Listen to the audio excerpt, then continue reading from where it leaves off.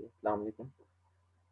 So, let's start the last segment of this course जो कि deal कर रहा है हमारे पास चैप्टर नंबर 22 26 से ऑनवर्ड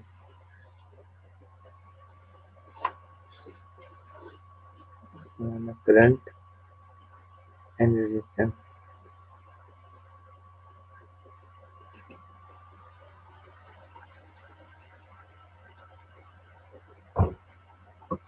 तो अब से जो हम आगे इस चैप्टर से शुरू करेंगे वो हम जो इस कोर्स का लास्ट सेगमेंट है जो है कहते हैं मैग्नेटोस्टैटिक्स या मैग्नेटिज्म कहेंगे।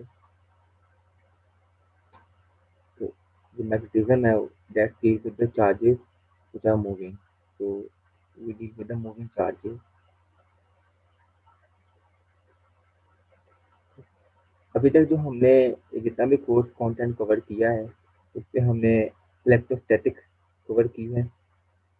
हमने इलेक्ट्रोस्टैटिक्स के सारे लॉस पढ़े हैं, उसकी मतलब किनेमैटिक्स और डायनामिक्स को मतलब वो डिफाइन किया है। उसमें हमने ये कहा था कि चार्जेस हैं वो अपने रेस्ट पे होंगे और फिर जो उसके ऊपर जो लॉस लगे हैं जैसे कूलम्ब लॉ था और मतलब हमारे पास गॉसेस लॉ था और सारी चीज़ें हमने वो डिस्कस की थी। ठीक, तो अब हम जो इससे फर्दर ऑन जो हमारा लास्ट जो है टॉपिक है मतलब वो सारे का सारा डील करेगा मैग्नेटिज्म केस के ऊपर। ठीक, तो उसके लिए पहला जो चैप्टर है हमारे पास वो चैप्टर 26 है और वो मूविंग चार्जेस पे ही डील करेंगे। उसमें हम देखेंगे किस तरह जो मूविंग चार्जेस हैं वो जब चार्ज मूव कर रहा होता है तो उससे क्या मतलब फिनोमेना अकर हो रहे होते हैं। तो सबसे पहले तो ये हम इसको बात करें मूविंग चार्ज की बात करें, इसकी एप्लीकेशन की बात कर लेते हैं।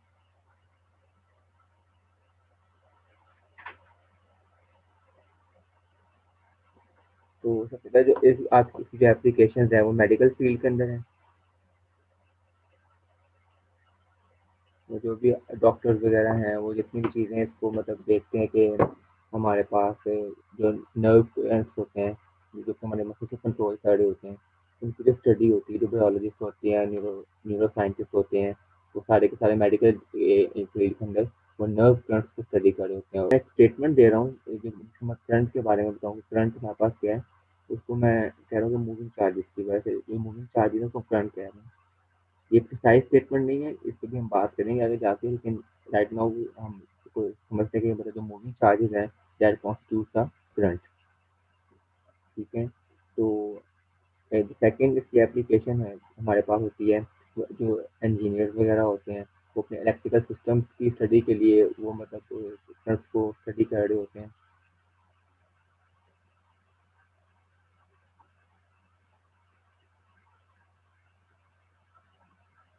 And the third one is space engineer.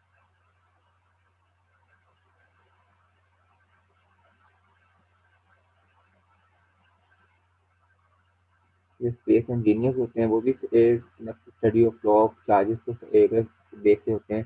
उनके जो हमारे सन से जो भी चार्ज पार्टिकल्स आ रहे होते हैं उनकी स्टडी हमारे लिए काफ़ी है। हमें को जो उनके जो फ्लो होता है चार्जेस का वो मतलब इस तरह का होता है कि वो हमारा जो ऑर्बिट का टेलीकम्युनिकेशन सिस्टम है उसको वाइप आउट कर सकता है, मतलब इतना खतरनाक हो सकता है। तो इसलिए जो उसकी स्टडी है वो हमारे लिए काफ़ी अहम है। तो जो मतलब इसकी एप्लीकेशन है मूविंग चार्जेस हमने करने क्यों है उसकी अपनी इसकी एप्लीकेशन है। इसके अलावा भी काफ़ी इसकी एप्लीकेशन जो कि होगा आप अपने बुक को स्टडी करेंगे तो आपको मतलब सामने आउट कर लेंगे, उसको देख लेंगे। ठीक है, अब जैसे मैंने पहले कहा था कि करंट्स क्या है, करंट्स को डिफाइन करते हैं। तो अगर मैंने करंट को डिफाइन करना हो तो हमारे पास दो तरह के करंट्स हैं। ठीक, एक कन्वेंशनल करंट होता है और एक हमारे पास इलेक्ट्रिक करंट होता है। तो अभी मैं कन्वेंशनल करंट की बात करता हूँ, फिर मैं करूँगा इलेक्ट्रिक करंट।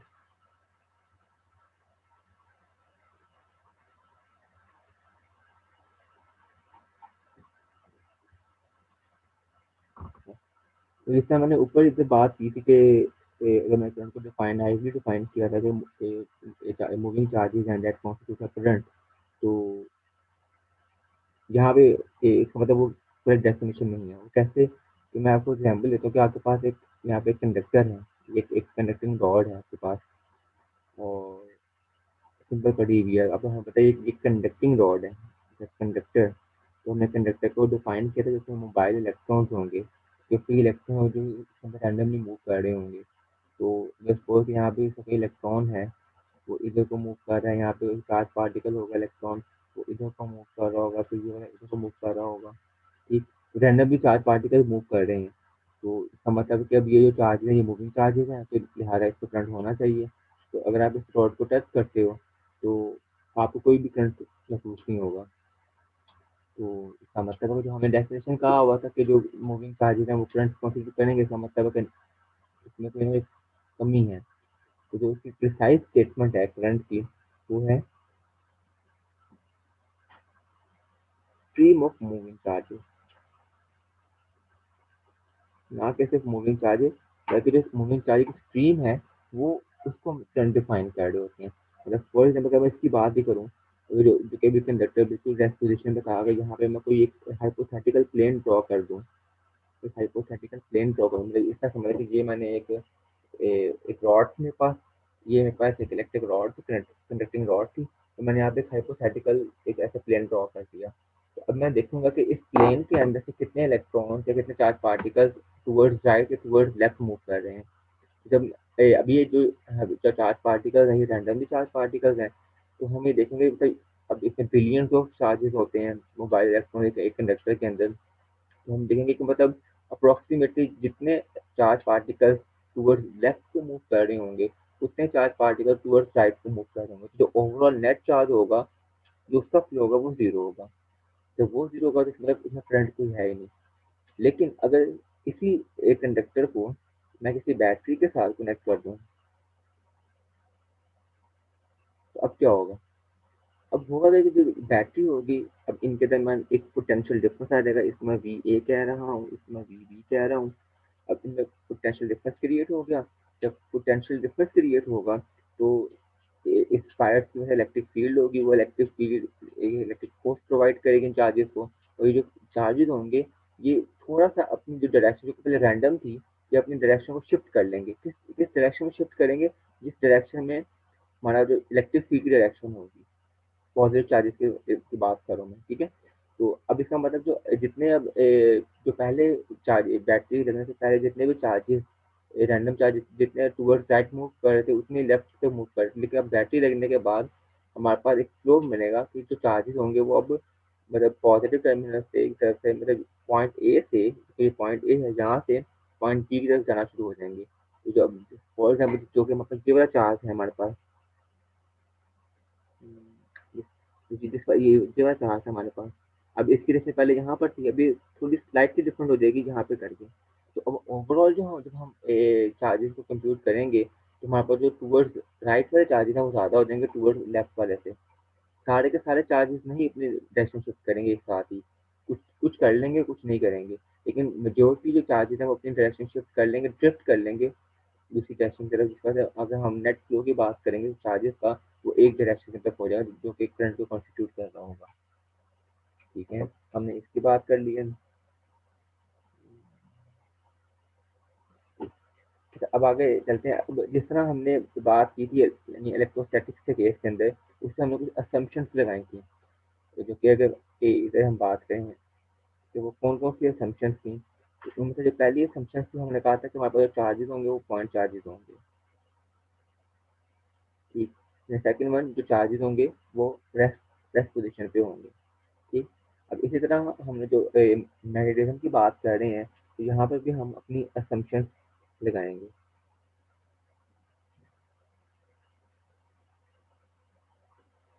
ठीक है? तो हमारी जो पहली असम्पशन है वो कौन सी है कि हमने सिर्फ और सिर्फ हमने स्टडी करंट को स्टडी करना है। What is mean by the study current? तो स्टडी करंट वो करंट होते हैं जो कि टाइम इंडिपेंडेंट होते हैं।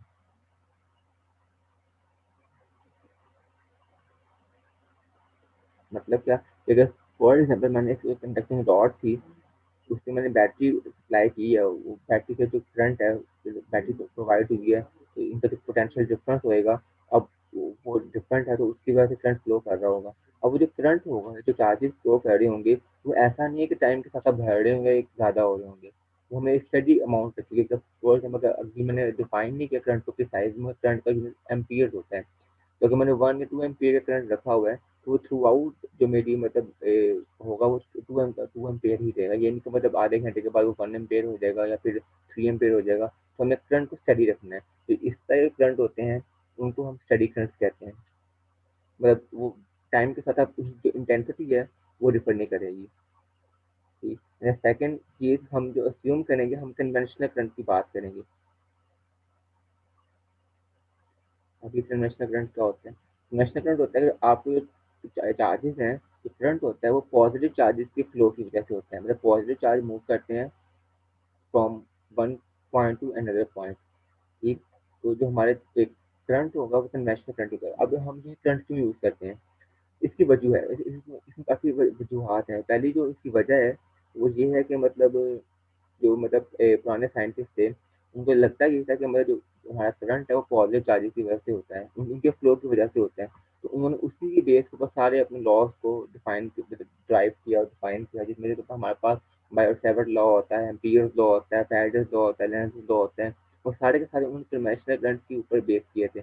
मगर बाद में जाके ये एक्सपेरिमेंटली डिस्कवर हुआ कि एक्चुअली में जो एक एक करंट का फ्लो होता है वो पॉजिटिव की वजह से नेगेटिव चार्जेस की वजह से होता है, ये इलेक्ट्रॉन्स की वजह से होता है। तो अब इसका मतलब है कि हम क्या पूरी के पूरे अपने लॉज को मॉडिफाई करते हैं, मगर ऐसा सीन होता नहीं है। इसमें जरा होल्ड कीजिएगा।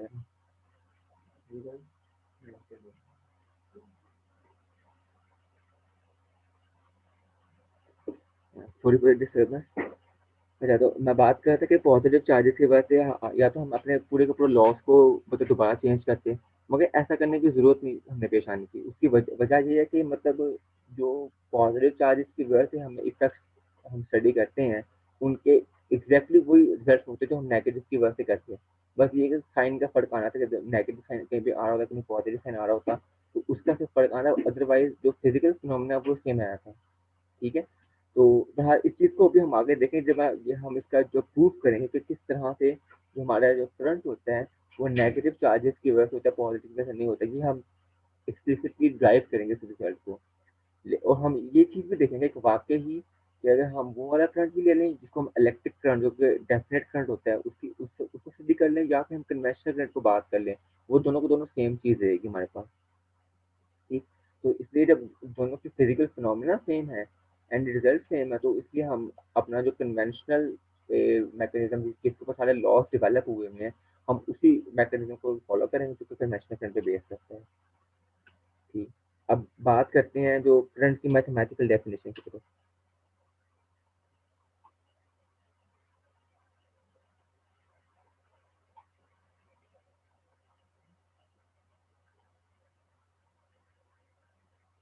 ठीक, इसके लिए अस्यूम कर लें कि आपके पास एक कंडक्टर है, और वो कंडक्टर किसी भी शेप का हो सकता है। ये हमारे पास कंडक्टर है और उसमें से आई करंट फ्लो कर रहा है। तो जैसा पहले हमने रॉड की बात की थी, सिमिलरली कोई चीज़ है। तो मैंने एक हाइपोथेटिकल प्लेन लिया, हाइपोथेटिकल प्लेन को मैंने यहाँ पे ड्रॉ किया। उस प्लेन को मैं ए डैश कह रहा हूँ। ठीक, और मैंने एक प्लेन और ले लिया, उसको मैं बी डैश कह रहा हूँ। और एक प्लेन मैंने इस तरह ले लिया, उसको मैं सी डैश कह रहा हूँ। ठीक है, अब ये मैंने देखना है कि मतलब अगर तो मेरा ये कंडक्टर है, ये जो कि मतलब आर्बिट्ररी शेप का है, अगर मैंने एक प्लेन को इस तरह रखा हुआ है स्टार्टिंग में, और एक को इस रखा हुआ, और एक को मैंने इस तरह करके रखा हुआ है, टिल्टेड करके रखा हुआ है, तो मैंने देखा इनमें से कितने नंबर ऑफ चार्जेस पास कर रहे हैं सम टाइम के लिए। ठीक, तो मतलब अगर फॉर एग्जाम्पल मैंने यहाँ पे रखा हुआ है, तो इस इसमें से इस अमाउंट ऑफ टाइम के लिए कितने चार्जेस पास कर रहे होंगे, इधर के लिए कितने चार्जेस पास कर रहे होंगे, और यहाँ के लिए कितने चार्जेस पास कर रहे होंगे। तो अगर मैंने करंट को डिफाइन करना है, तो मैं करंट को जो डिफाइन करूंगा, मैं करूंगा कि जो मेरा करंट है, जिसको मैं आई से रिप्रेजेंट कर रहा हूँ, उसको मैं डिफाइन करूंगा D Q over D C. अब डी क्यू क्या है, अब यहाँ पे जो हमारे पास मैंने कहा था कि अगर मैं ये ए डैश का प्लेन लेता हूँ, तो इसमें नंबर ऑफ चार्जेस पास कर रहे हैं, जो स्मॉल चार्जेस पास कर रहे हैं वो डी क्यू डिफाइन कर रहा हूँ। और यहाँ पे इसका जो है सेगमेंट, इसको भी मैं डी क्यू कह रहा हूँ, इसका भी डी क्यू कह रहा हूँ। ठीक, अब इसके लिए जो टाइम होगा वो डी टी डिफाइन करो, स्मॉल टाइम होगा। अब इसमें ज़्यादा चार्ज पास करा तो इसके लिए जो टाइम वो ज़्यादा रिक्वायर्ड होगा, इसको मैं डी टी के अंदर जो ये वाली रेशियो है मेरे पास, डी क्यू और डी टी, ये हमेशा सेम रहेगी। मैं जहाँ पे मर्जी अपना प्लेन, ये जो प्लेन है हमारे पास, ये हाइपोथेटिकल प्लेन है, तो मैं जहाँ पे मर्जी ड्रॉ कर लूँ, लेकिन जो मेरा करंट का फ्लो है वो चार्ज कंजर्व है, तो वो करंट का फ्लो हमेशा सेम रहेगा। अगर मैं इस ए डैश की प्लेन की बात करता हूँ, तो यहाँ पे जो हमारा जो चार्जेस हैं, जो चार्जेस का फ्लो है, वो जितना होगा, जितना भी होगा हमें नहीं पता कितना है, मगर जितना ही फ्लो होगा उसको मैं डी क्यू कह रहा हूँ, तो उसके लिए जो अमाउंट लगेगा वो डी टी लगेगी। ठीक। अब यहाँ पे चार्जेस है, हम जैसे चार चार्जेस पास करेंगे तो उसके लिए ज़्यादा टाइम रिक्वायर्ड होगा, उसके लिए एक अलग डी टी होगा, इसके लिए अलग टी टी होगा, डी क्यू होगा। जो ओवरऑल जो रेशियो है डी क्यू और डी टी वो हमेशा सेम रहेगी। जो करंट होगा थ्रू आउट द कंडक्टर वो सेम रहता है आपके पास। तो अगर मैंने बात करनी हो टोटल चार्ज की, तो मेरा टोटल चार्ज आएगा, वो हमें पता है किस तरीके से आएगा। अगर मैं डी क्यू को पूरा इंटीग्रेट कर दूँ फ्रॉम जीरो टू टी, तो ये मुझे टोटल चार्ज दे देगा। ठीक है, मतलब जो मेरा जीरो टाइम से लेकर जितने टाइम तक मैंने चार्ज को कंप्यूट करना है वो कर लूँगा, तो ये आपको देगा। अब जो मेरा डी क्यू है, यहाँ से अगर मैं डी क्यू निकालूँ तो इसकी वैल्यू जीरो से टी, और डी क्यू की वैल्यू क्या आएगी, आई इंटू डी इंटू टी। ठीक, ये मैंने इक्वेशन नंबर 1 से निकाल दी। ओके, तो अब यहाँ पे क्या होगा, जो हमने पहले बात की है कि आप किसी भी पॉइंट पे चले जाएँ, आप ए डैश पे, बी डैश, सी डैश पे आ जाएँ, आपको जो करंट है वो थोड़ा सेम रहेगा। तो करंट जो है इंटीग्रेशन से बाहर चला जाएगा और फिर डी टी पे इंटीग्रेशन होगी जीरो से टी तक। जब इसको आप इंटीग्रेट करोगे तो आपके पास जो मतलब बनेगा हमारे पास वो होगा आई इंटू टी। तो टी आएगा, लिमिट पुट करोगे आई टी आ गया। तो यहाँ से जब आप करंट को डिफाइन करोगे, टोटल करंट को, तो आपके पास आएगा स्मॉल आई से डिफरेंस किया है, small I is equal to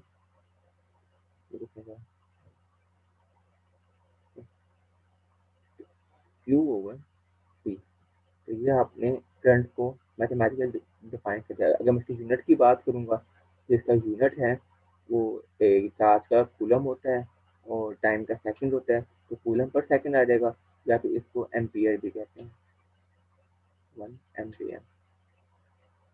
ठीक, तो ये हमने करंट को डिफाइन कर दिया, इसकी यूनिट को डिफाइन। अच्छा, जैसे हमने बात की जो चार्ज है हमारे पास वो कंजर्व रहता है। अच्छा, अब यहाँ पे देखें कि एक चीज़ और कि हमारे पास जो चार्ज है वो स्केलर क्वांटिटी है। सिमिलरली जो टाइम में भी स्केलर क्वांटिटी, इसका मतलब जो करंट होगा हमारे पास वो भी स्केलर क्वांटिटी ही होगा।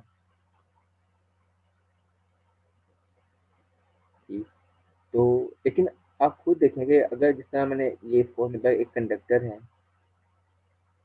ठीक, और मैंने इसको किसी बैटरी के साथ अटैच किया हुआ है, सॉरी इसको नेगेटिव टर्मिनल था। हमने कहा कि अब हम कन्वेंशनल करंट की बात करेंगे। ठीक, तो पॉजिटिव चार्ज फ्लो करेंगे, तो इसका मतलब पॉजिटिव चार्ज जो करंट है वो इधर से फ्लो करेगा, इधर आएगा, फिर इधर से फ्लो करता होगा, करंट की डायरेक्शन पॉजिटिव से नेगेटिव टर्मिनल की तरफ होएगी।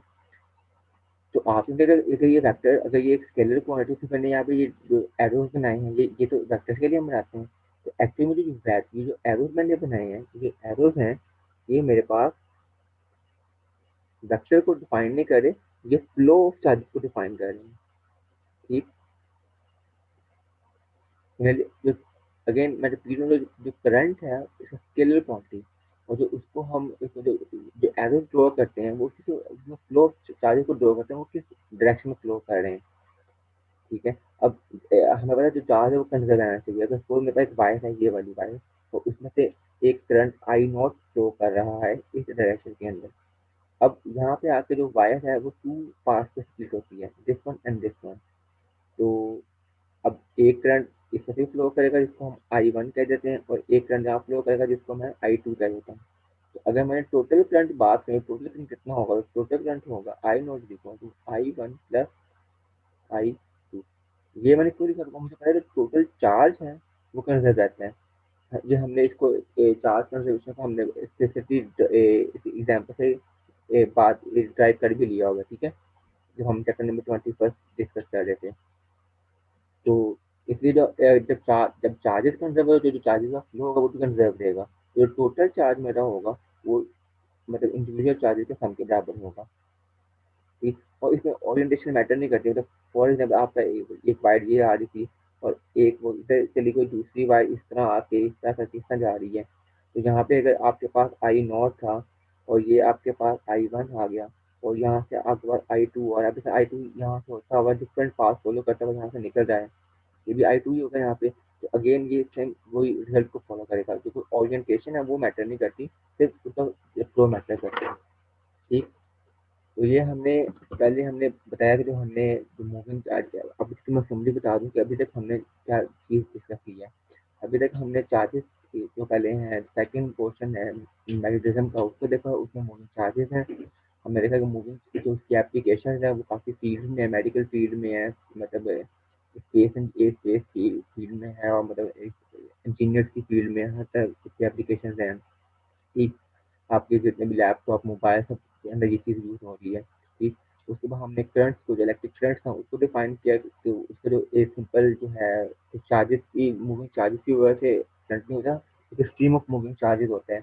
फिर हमने जो असम्पशंस हैं वो इसके ऊपर अप्लाई की कि हम कौन कौन से करंट्स को स्टडी करेंगे, हम टाइम इंडिपेंडेंट करंट को फॉलो कंसिडर करेंगे, और उसमें भी हम फिर कन्वेंशनल करंट को बात करेंगे। फिर हमने जो करंट की मैथमेटिकल डेफिनेशन है उससे बात की है, तो वो किस तरह डिफाइन होगा, आई क्यू ओवर टी होती है। ठीक, और स्केलर क्वांटिटी उसका यूनिट हमने डिस्कस कर लिया, और फिर हमने बताया कि स्केलर क्वांटिटी, लेकिन जो उसका हमें उसका फ्लो होता है उसको हम एरो की फॉर्म में रिप्रेजेंट करते हैं, और वो जो अगेन जैसा चार्ज कंजर्व है तो हमारे पास जो करंट्स हैं वो भी कंजर्व होते हैं। ठीक, तो यहाँ तक हमने करंट्स को स्टडी कर लिया, लेकिन अब हम एक नई चीज डिस्कस करें जिसको हम कहते हैं करंट डेंसिटी।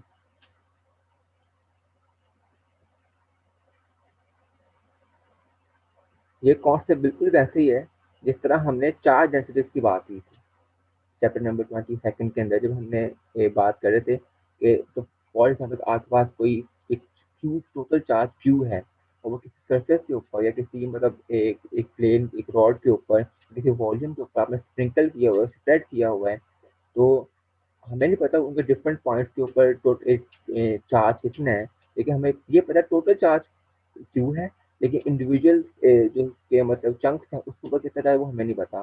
तो उसको डिफ्रेंशिएट करने के लिए हम ये कहते हैं कि हम जो चार्ज डेंसिटीज है उसको इंट्रोड्यूस करवाते हैं।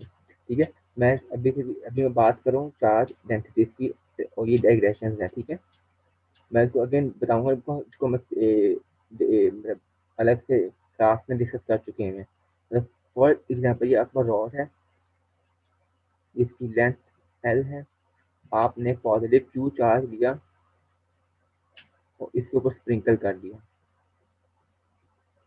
ठीक, अब आपने एक सेगमेंट ड्रॉ किया यहाँ से यहाँ तक सेगमेंट, और आपने सोचा इसका डी क्यू है।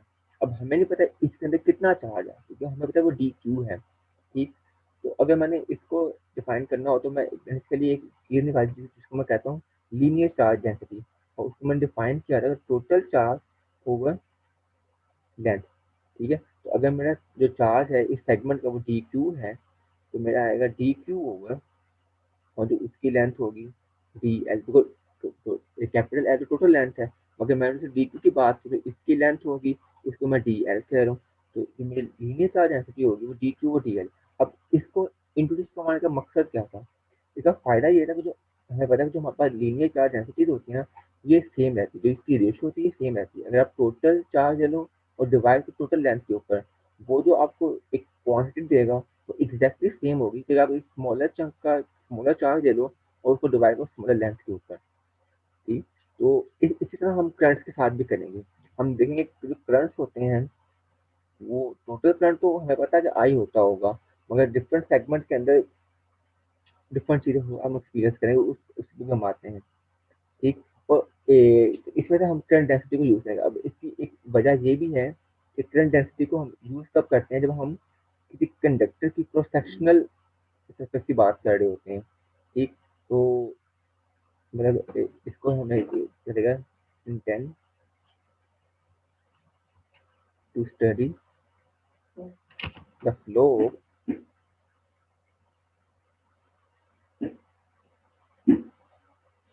Charge to a cross section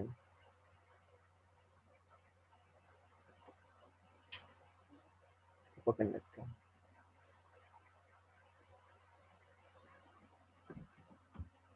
ठीक, तो अच्छा, इस पे हम किस तरह डिफाइन करेंगे इसके लिए अब देखिए, ये मैंने बात करूँ क्रॉस सेक्शन की। ठीक, और जो क्रॉस सेक्शन होता है वो टू डायमेंशनल प्लेन होगा, तो इस तरह हम इसको कहेंगे सरफेस चार्ज डेंसिटी। ठीक है, कोई क्रॉस सेक्शन अगर टू डी प्लेन के अंदर होता है, तो जैसा अगर मैंने इधर बात की थी road is a one dimensional object, इसको कहते हैं लीनियर चार्ज डेंसिटी। अगर इसी तरह मैं कोई यहाँ पे एक प्लेन ले आऊँ, टू डायमेंशनल प्लेन ले आऊँ, तो उसके लिए हम डिफाइन करते थे सरफेस चार्ज डेंसिटी। और अगर मैं कोई वॉल्यूम ले लूँ, तो उसके लिए मैं डिफाइन करता था वॉल्यूम चार्ज डेंसिटी जो। ठीक, तो इस तरह अगर हमने बात की है कि जो हमारा करंट डेंसिटीज हैं वो क्रॉस सेक्शनल करंट कंडक्टर के क्रॉस सेक्शनल पार्ट से रेलिवेंट होती हैं, और जो क्रॉस सेक्शन होता है वो टू डायमेंशनल ऑब्जेक्ट होता है, तो उसके लिए जो हम करंट चूज करें वो होगा सरफेस करंट डेंसिटी। ठीक, तो उसको मैं कहूँगा सरफेस करंट डेंसिटी, और उसको मैं डिनोट करते हैं हम जे से। अब ये नहीं कि मेरा नाम जुनेद है, जे से रिप्रेजेंट कर रहा हूँ, ऐसी बात नहीं है। इसका जो सिंपल है वो जे ही है, सरफेस करंट डेंसिटी। जिस तरह अगर आपको कि हमारे पास जो सिग्मा था वो सरफेस चार्ज डेंसिटी के लिए यूज करते हैं, इसी तरह का मैंने सरफेस करंट डेंसिटी के लिए कोई सिंबल यूज करना हो तो वो मैं जे यूज करता हूँ। ठीक, अब जैसा हमें पता है कि अगर मैंने इसको डिफाइन कैसे करेंगे, तो डिफाइन करेंगे I into J dot D A. अब ये कैसे आया, ये बिल्कुल वैसे है जैसे हमने सरफेस चार्ज डेंसिटी को डिफाइन किया था, जो कहता है Q is equal to sigma into A. हमने इसे डिफाइन किया, अगर मैंने लीनियर की बात करनी हो तो मेरे लीनियर के लिए क्या आता है, ये ए क्यू किसके बराबर आएगा, Q into lambda into L, ऐसे ही रहेगा। फिर अगर मैं बात करनी हो टू डायमेंशनल की, तो आएगा sigma into sorry Q into sigma into ए।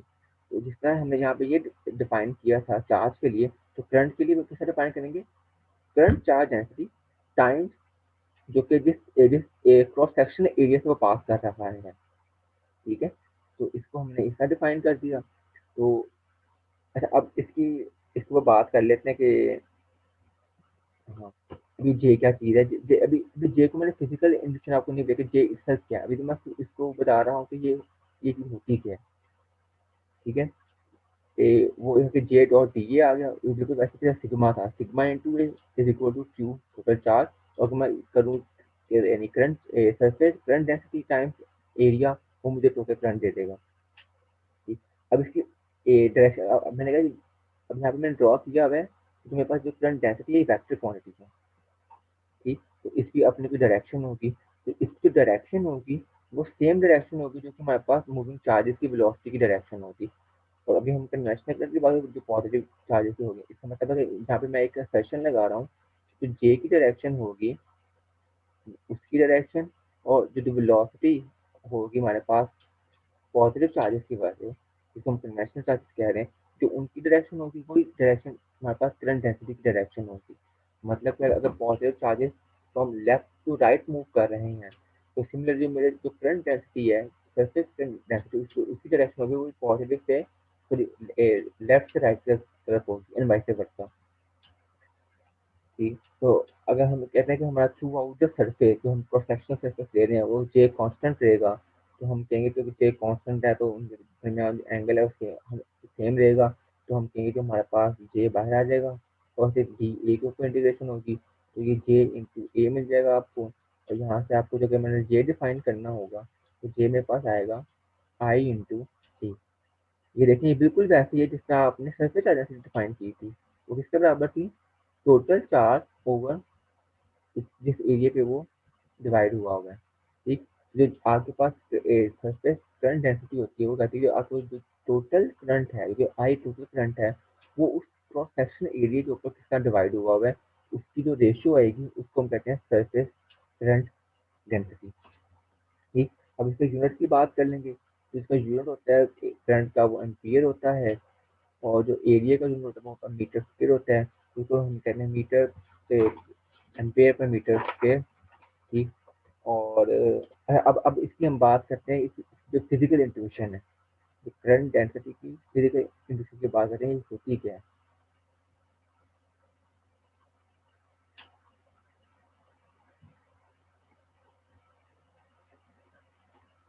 अभी मैंने एक कोई कंडक्टर ले लिया था, ठीक। अब इसमें टोटल करंट आई फ्लो कर रहा है, ठीक। अब हमने बात की थी कि अगर मैं कोई प्लेन, अगर मैं प्लेन को यहाँ पे ड्रॉ करूँ, एक प्लेन में यहाँ पे ड्रॉ करूँ, एक प्लेन में यहाँ पे ड्रॉ करूँ, ठीक। उस सब प्लेन के ऊपर जो करंट है वो सेम रहेगा, ठीक। ये हमने जब उसकी मैथमेटिकल डेफिनेशन करंट की डिफाइन की थी, हमने यहाँ पे बात कर ली थी करंट थ्रू आउट द जो है प्लेन, पर्टिकुलर प्लेन वो सेम रहेगा, ठीक है।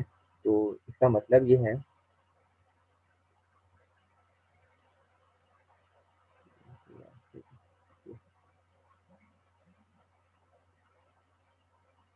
कि, लेकिन अब देखिए एक अब करंट डेंसिटी का रोल क्या होता है, करंट डेंसिटी की अभी वेक्टर क्वांटिटी है, इसकी कोई डायरेक्शन होगी, ठीक।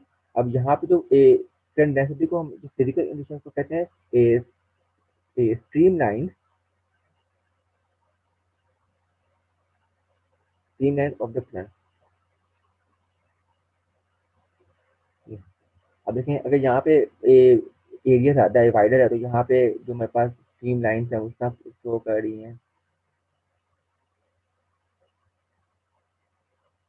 ठीक। अब देखें जहाँ पे आपके पास वाइडर एरिया है, ठीक, वहाँ पे स्ट्रीम लाइन कम है, और जहाँ पे नैरो एरिया है वहाँ पे स्ट्रीम लाइन उनकी जो कंसंट्रेशन है वो ज़्यादा है, तो यहाँ पे कंसंट्रेशन ज़्यादा है और यहाँ पे कम है।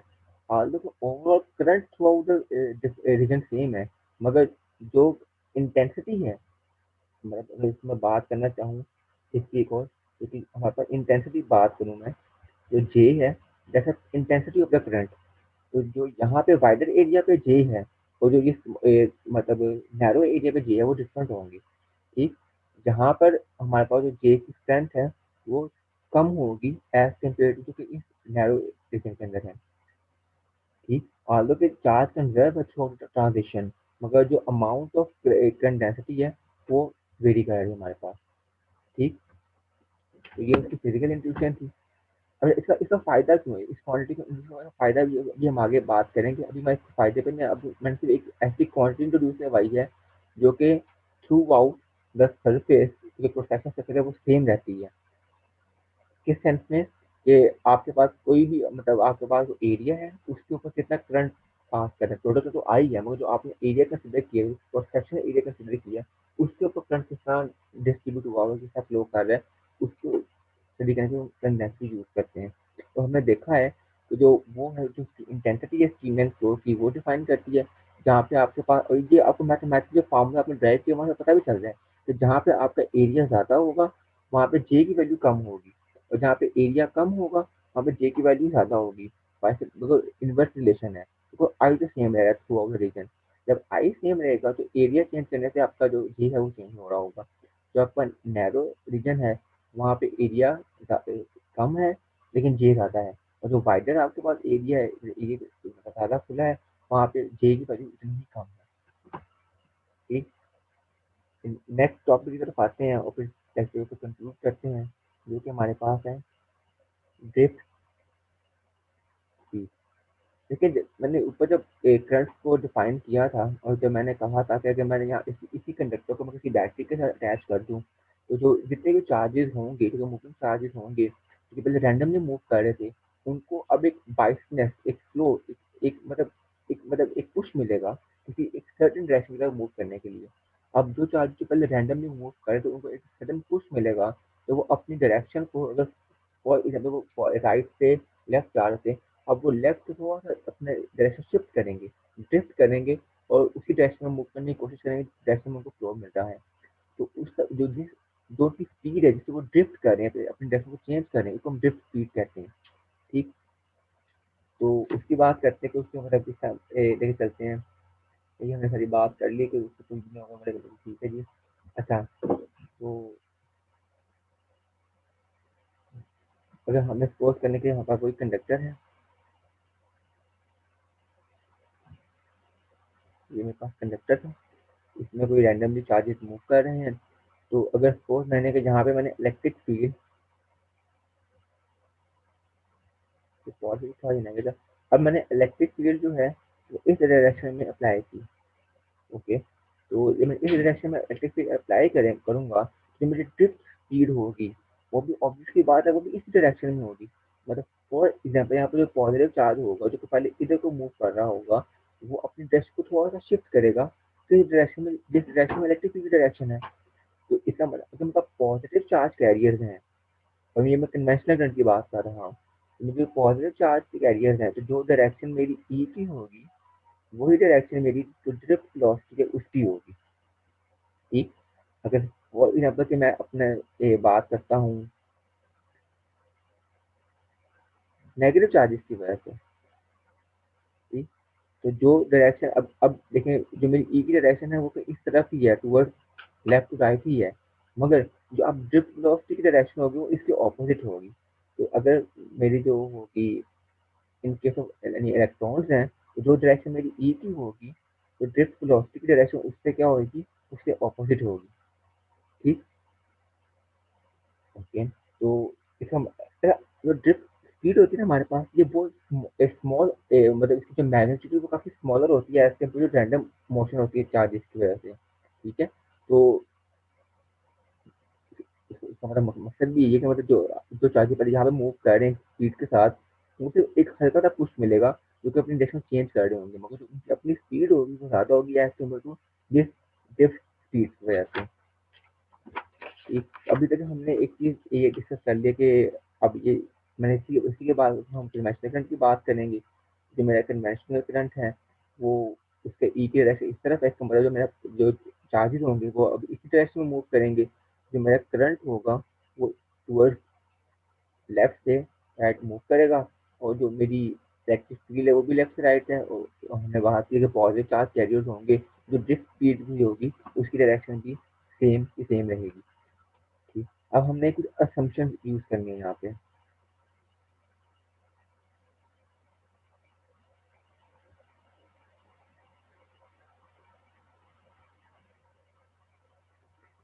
असम्पशन से हम अपनी स्टडी को आसान करने के लिए करेंगे, और हम पहले असम्पशन ये यूज कर रहे हैं कि हम कहें जो ऑल चार्जेस हैं, ऑल चार्ज कैरियर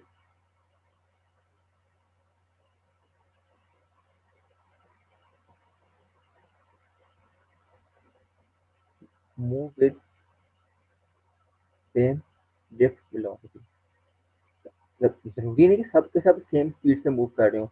यहाँ पे कुछ जो चार्ज था वो पहले इस डायरेक्शन में मूव कर, ये चार्ज इस डायरेक्शन में मूव कर रहा था, अब इसको एक एक इलेक्ट्रिक फील्ड मिली, एक पुश मिला, तो इसने थोड़ी सी अपनी डायरेक्शन चेंज की, वो पता नहीं किस स्पीड से मूव कर रहा होगा, ये अगर बिल्कुल ऑपोजिट डायरेक्शन में था इसने थोड़ी सी शिफ्ट की और वो इधर मूव करना शुरू कर गया। ठीक है, इन प्रिंसिपल जो ड्रिफ्ट स्पीड होती हैं इंडिविजुअल चार्ज पार्टिकल्स की वो डिफरेंट होती हैं, मगर हमने ये assume किया कि जितने भी चार्ज कैरियर हम यूज करें सबकी जो डायरेक्शन जो सबकी स्पीड है वो सारी की सारी सेम है। पहली चीज। दूसरी हमने ये असम्पशन यूज करनी है कि जो हमारे पास करंट डेंसिटी है जे,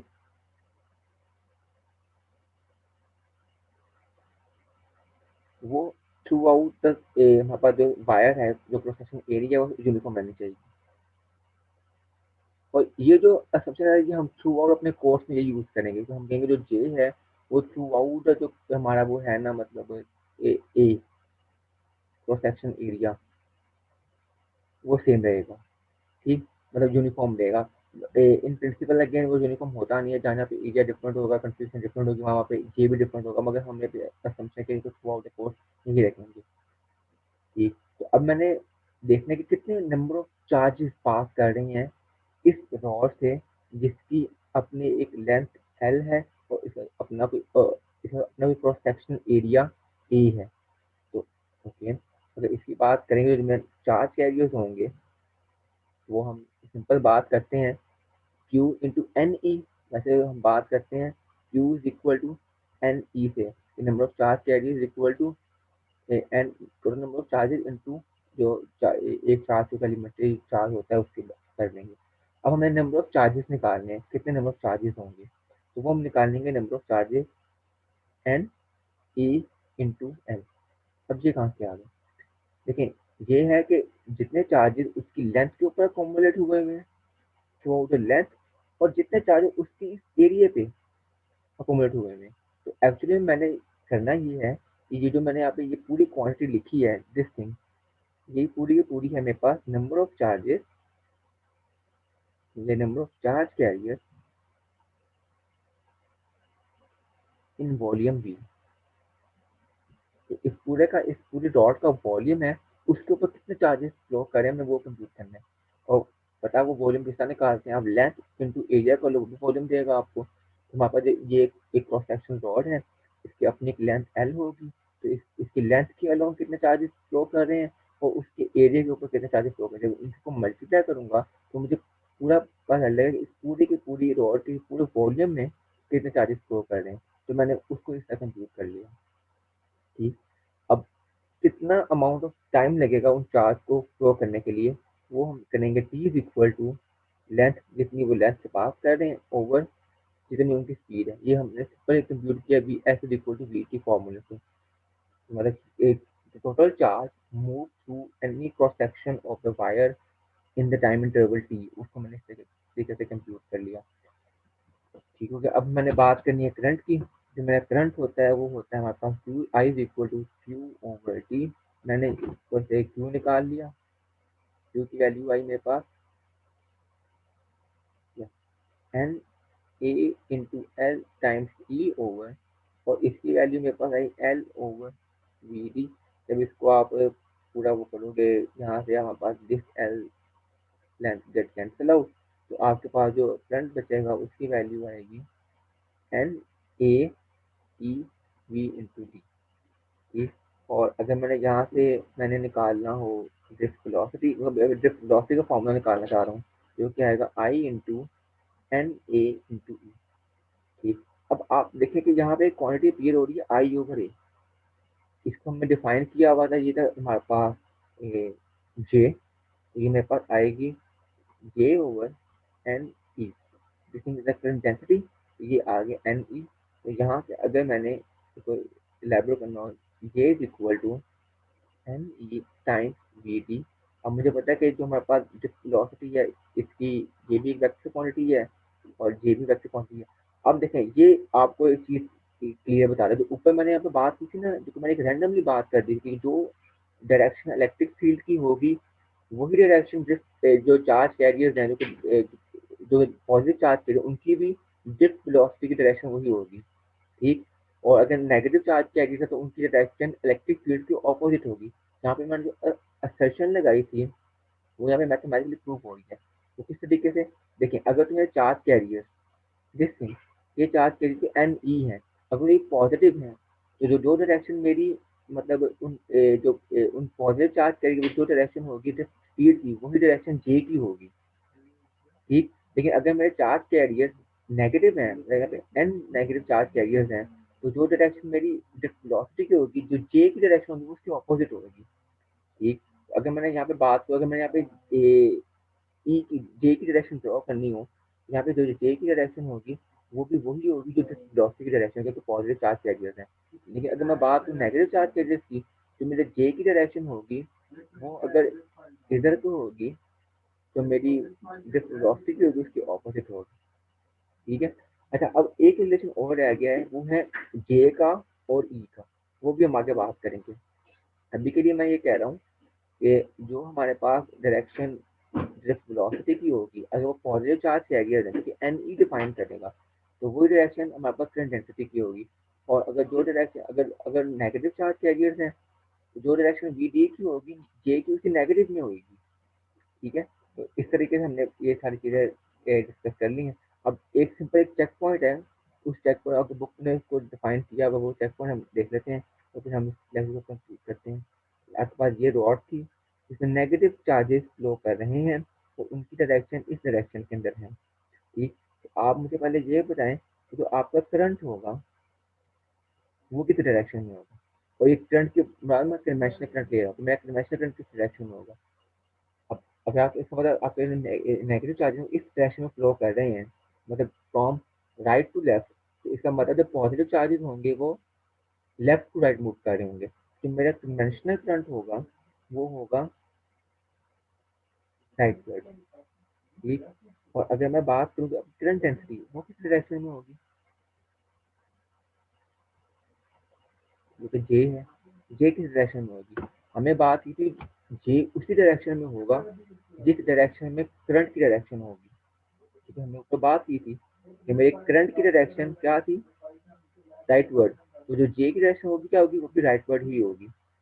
ठीक है, तो इसका मतलब है कि जो मेरी जे की डायरेक्शन वो भी क्या होगी, राइटवर्ड। ठीक है, second thing is electric field. Electric field की डायरेक्शन क्या होगी, तो इलेक्ट्रिक फील्ड की डायरेक्शन भी क्या होगी मेरे पास, राइटवर्ड ही होगी। ठीक, ये सिर्फ एक चेक पॉइंट था जिसको आपकी बुक ने डिफाइन किया हुआ है, वो भी एक दो एग्जाम्पल दी हुई है, तो आप उसको देख लीजिएगा। बाकी कोई इश्यू होगा तो इसको हम अपने अपकमिंग हमारे क्लास में डिस्कस कर लेंगे। ठीक, तो असल जो मैंने एक चीज़ फील की है कि जो बच्चों को मसला आता है वो करंट डेंसिटी से मसला आता है। तो उसके लिए आपको पहले चार्ज डेंसिटीज का अच्छा सा आइडिया होना चाहिए। अगर वो चार्ज डेंसिटी का कॉन्सेप्ट पता है तो आपको जो करंट डेंसिटीज है उसके कॉन्सेप्ट को ग्रैस्प करने में इतना मुश्किल नहीं होगी। ठीक है, और फिर हमने ड्रिफ्ट स्पीड की बात कर ली थी, उसमें हमने एक असम्पशन ये दो लगाई थी। ये हम थ्रू आउट अपने कोर्स में इसको इस तरह ही रखेंगे, तो ये आप समझे कि ये इसका पार्ट बन चुका है। ठीक है, इंटीग्रेट हो चुका हुआ है। तो हमने बात जो इधर में हमने एक इधर हमने दो सेशन लगाई थी। तो जो करंट की डायरेक्शन होगी वो इलेक्ट्रिक फील्ड की डायरेक्शन होगी, और ऑब्वियस की बात है कि जो इलेक्ट्रिक फील्ड जिस डायरेक्शन में होगी उस डायरेक्शन में करंट होगा, ये तो ऑब्वियस की बात है। जो इलेक्ट्रिक फील्ड और जो करंट है ये तो रिलेटेड है, ये हमें एक चीज़ पता है पहले से। हमने ये चीज़ अभी ड्राइव की कि जो डायरेक्शन जे की होगी वही डायरेक्शन जिस वेलोसिटी की होगी। ठीक है, ये हमने अपने इस रिजल्ट से प्रूव कर दिया। द थर्ड थिंग जो कि मैं अभी इंसर्ट कर रहा हूँ वो ये है कि जो डायरेक्शन जे की होती है ना वही डायरेक्शन इलेक्ट्रिक फील्ड की होती है। तो इस रिजल्ट को मैं नेक्स्ट लेक्चर के अंदर प्रूव करूंगा। ठीक है, और यहाँ पे मैं लिख दिया है कि इसको मैं नेक्स्ट लेक्चर में प्रूव करूंगा, जो इलेक्ट्रिक फील्ड और जो जे है इसके दरमियान ही रिलेशन होता है। ठीक है, तो ये चीज़ आपको पता होना चाहिए। आप रिसर्च से निकाल लें, इसको आप देखिएगा, तो इसकी जो थ्योरी है वो काइंडली बुक से लाजमी रीड कीजिएगा। फिर जो इश्यूज होंगे वो हम लेक्चर में डिस्कस कर लेंगे। ठीक है, okay, see you in the class. अल्लाह हाफिज़।